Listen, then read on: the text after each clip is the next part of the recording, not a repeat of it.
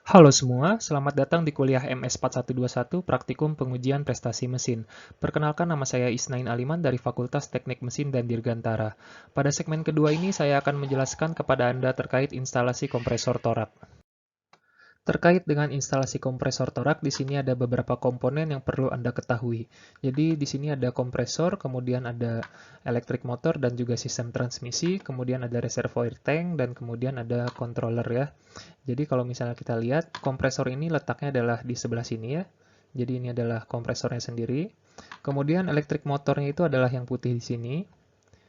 Dan adapun transmission sistemnya itu ada di belakang dari motor listrik dan juga kompresor ya. Jadi dia di-coupling menggunakan belt.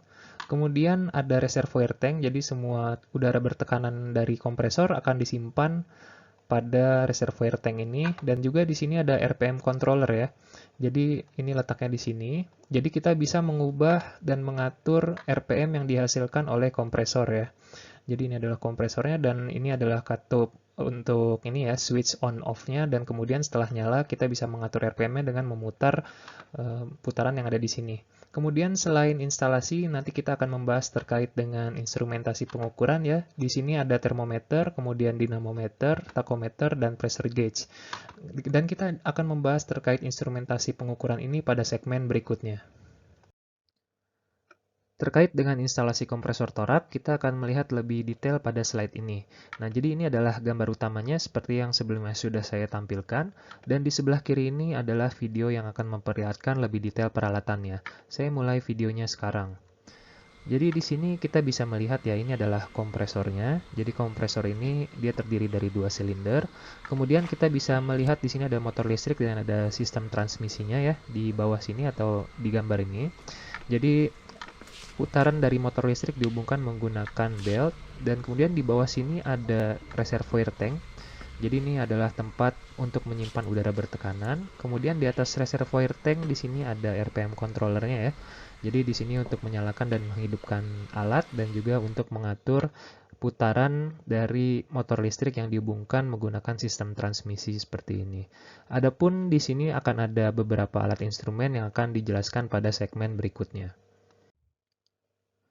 Berikut ini adalah skema dari pengujian kompresor torak. Jadi bisa Anda lihat di sebelah kanan ini adalah skemanya, sedangkan yang di sebelah kiri ini adalah gambar alatnya. Kita sudah gunakan dari slide sebelumnya. Jadi kita bermula dari sisi inletnya. Jadi inletnya itu di alatnya adalah di sebelah sini. Jadi setelah dari inlet ini dia akan masuk ke dalam kompresor ya. Jadi dari inlet sebelah sini dia akan masuk ke kompresor, kemudian oleh kompresor tekanan dari udara itu maka akan dinaikkan ya. Jadi setelah tekanan udara itu naik, maka dia akan disimpan di reservoir tank. Jadi dari kompresor ini dia akan disimpan di tangki di bawah ini. Kemudian tangki ini setelah dia memiliki tekanan yang cukup tinggi, kita bisa mengeluarkan udara bertekanan tersebut dengan mengatur katup release valve yang ada di sini ya. Jadi fungsi katup ini adalah mengeluarkan udara bertekanan. Jadi kalau misalnya kita mau keluarkan udara dari tangki ini, maka dia akan keluar melalui release valve, kemudian dia akan keluar ke udara lingkungan. Jadi kira-kira seperti ini ya. Ini inletnya di sini, kemudian masuk ke kompresor, kemudian masuk ke tangki. Dari tangki dia akan keluar melalui release valve, dan kemudian dia akan keluar melalui pipa yang sebelah sini. Jadi ini adalah inlet, dan juga ini adalah outletnya. Slide ini menjelaskan hubungan antara kompresor dan juga motor listrik.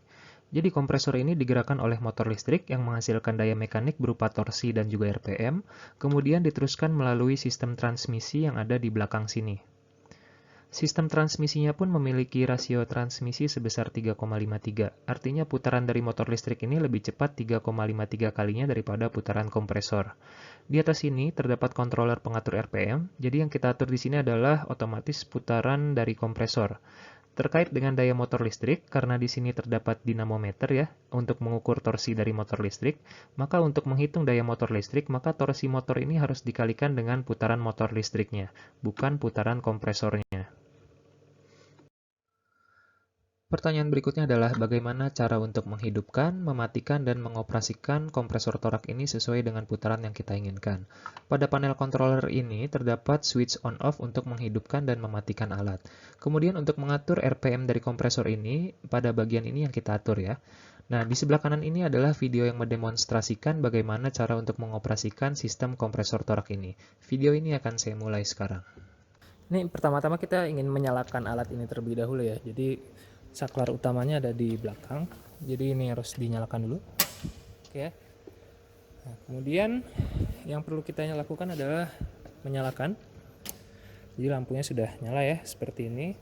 Kemudian kita bisa mengatur RPM-nya ya, seperti ini. Semakin ke kanan semakin tinggi RPM-nya.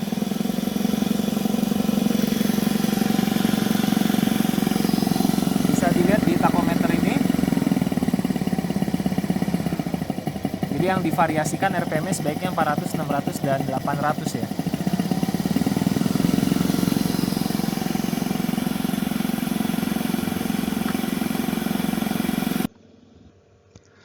Ketika Anda ingin mematikan alat ini, maka yang harus Anda lakukan adalah menurunkan RPM kompresor terlebih dahulu, hingga berhenti, kemudian mematikannya pada switch on-off ini. Kira-kira seperti itu bagaimana cara untuk menghidupkan, mematikan, dan juga mengoperasikan kompresor torak ini. Katup pressure release terdapat pada sisi bagian ini, dan dia berwarna orange ya. Katup ini berfungsi untuk melepaskan udara yang disimpan di dalam tangki. Katup ini dipakai untuk melakukan pengujian kompresor pada tekanan konstan. Hal ini dilakukan dengan cara membuka katup sesuai dengan debit udara yang masuk melalui kompresor, sehingga yang terjadi adalah debit masuk dari kompresor akan sama dengan debit yang keluar, yang menyebabkan tekanan pada sistem akan menjadi konstan. Di sebelah kanan ini adalah video yang mendemonstrasikan bagaimana ketika kita membuka dan menutup katup pressure release saat kompresor dalam keadaan mati.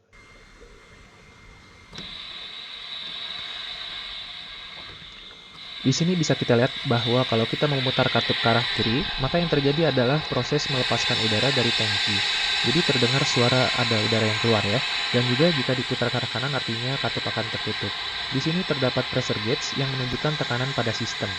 Jadi di sini ya.